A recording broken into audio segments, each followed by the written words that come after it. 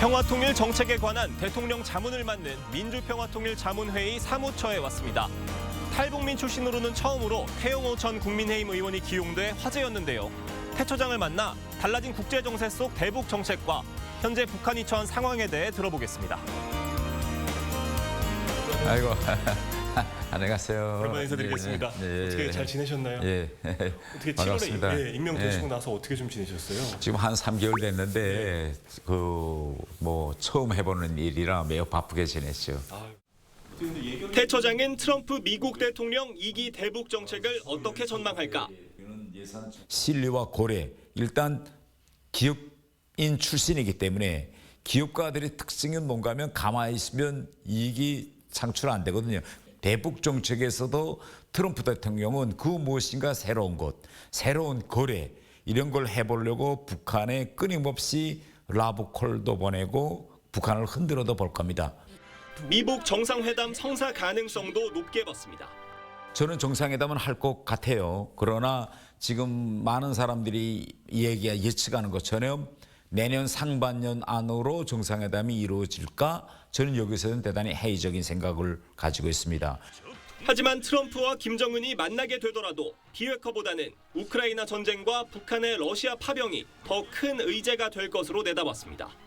우크라이나 전쟁을 매듭짓지 못한 상태에서 김정은과 회담을 한다면 가장 중요한 문제는 비핵화 문제에 앞서서 우크라이나 전선에서 북한군을 철수하는 문제를 먼저 제기할 수밖에 없어요. 그러면 김정은이가 아무리 트럼프 대통령과의 관계, 미북 관계가 중요하다고 한들 푸틴과 한 약속을 깨고 북한군을 우크라이나에서 철수할 수 없거든요. 이런 상황이기 때문에 트럼프로서는 순서를 정할 거라고 봐요.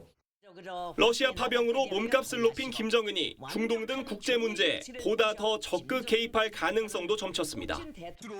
이란 등 국가와 핵미사일 등 군사기술 협력을 강화할 수 있다는 겁니다. 앞으로 북한이 우크라이나에서 끝날 것이냐. 이건 중동 어디에 어떤 이제 작전을 할지는 누구도 모르고 중동 전쟁에 직접 참관 안 한다고 해도 이란과 같은 이런 나라들의 핵이나 미사일 기술을 넘겨주면 그 자체가 오히려 북한군이 중동에 가는 것보다 더 큰 영향을 주는 거죠. 국제 정세의 흐름에 직접적인 영향을 미치겠다. 이런 의도인 거죠. 우리 정부에는 트럼프 2기 미북 간 접촉에 적극 개입을 주문했습니다.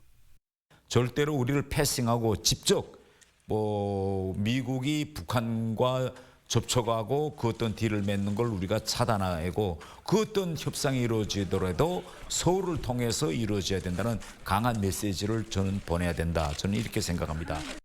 북한의 우크라이나 전쟁 개입으로 국제사회의 한반도 문제가 부각된 상황도 잘 활용해야 한다고 강조했습니다. 우크라이나 상황에서 북한군이 감으로써 한반도의 안보 또 통일 이런 문제에 대해서 관심을 덜 가지던 미국이나 또 유럽 나라들이 지금 관심이 대단히 부쩍 커졌습니다. 국제적인 공조 연대를 우리 정부가 주체가 돼서 주도할 수 있는 새로운 길이 열렸다. 북한군의 우크라이나 전쟁 참전과 트럼프 행정부 2기 출범 등으로 국제정세가 요동치는 가운데 현명한 대북 정책 수립과 실행이 필요해 보입니다. 앵커가 간다였습니다.